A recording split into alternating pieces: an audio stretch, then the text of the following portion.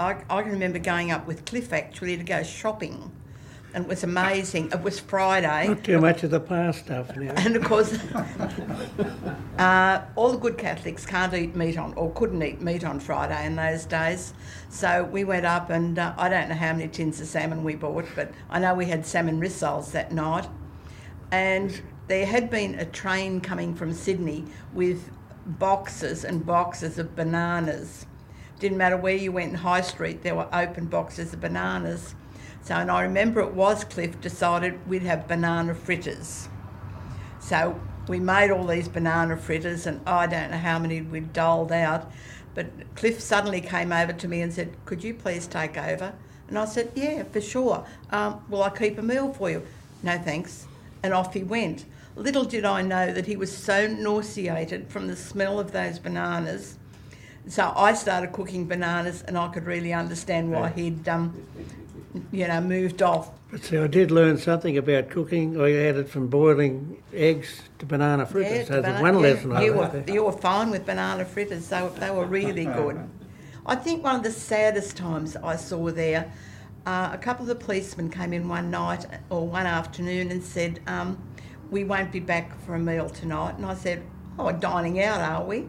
And they said, "No, we've got to go and clean a house out," because there were a couple of houses up there in Mount Pleasant Street that unfortunately the owners didn't get out.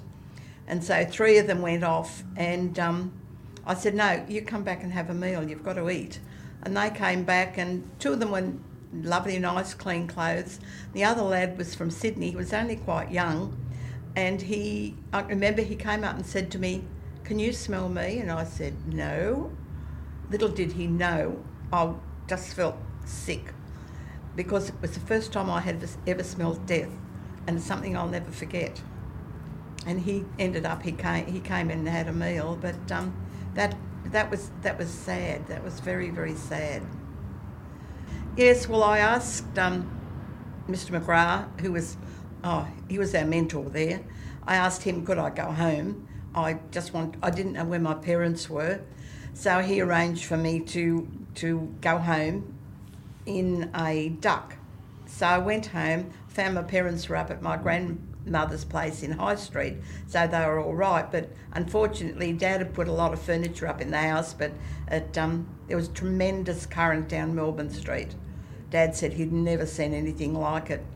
He said they came out in a surf boat, and the surf boat after him, he said, smashed against the post office pillar box.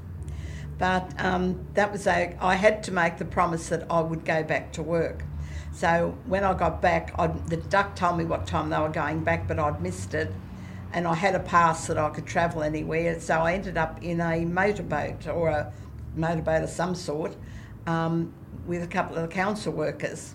And we went all around the back of Maitland where the pool is, and all you could see were just tiny little roofs, and at the pool all you could see was just the mast where the flag used to go. You couldn't see anything else.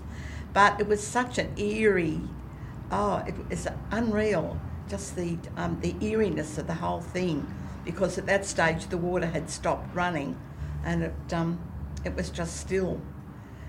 But I also went home later, after we were allowed to travel. You still had to have a travel pass, couldn't get anywhere without your travel pass. And Sid McGrath, being the love of a man that he was, gave me some blankets to take home, because he knew we wouldn't have blankets. I had to return them because they were departmental stock, and you couldn't, even in a time like that, you couldn't keep them. So I went home, and my mum and dad were very, very grateful for those, because it sort of it helped us. And my fiance had come down from Patterson with all the paraphernalia to help clean the house out. And the rule was that I couldn't travel by myself, that Claude had to come with me. So he'd take me back to work, then get back the best way he could. And I can remember one night, the only conveyance available was a police van, with the lock-up behind the cab. And we got in there, and, we're going down High Street, pretty slow speed. And Ned Finlayson was the pool superintendent. As you know, I was well associated with the pool. And we're just travelling, and the next minute he gets on the back and grabs the things. He said, "Oh, we got him at last, we got him at last." It was a bit of a joke. We were locked up and he was on the outside. But that was my conveyance for quite a few days after that, and until everyone, or Mum and Dad and everyone imaginable, cleaned the house out. And but there's lots of memories, lots of people, so many people you'd want to thank. That it's impossible, because there were just so many people behind you all the time.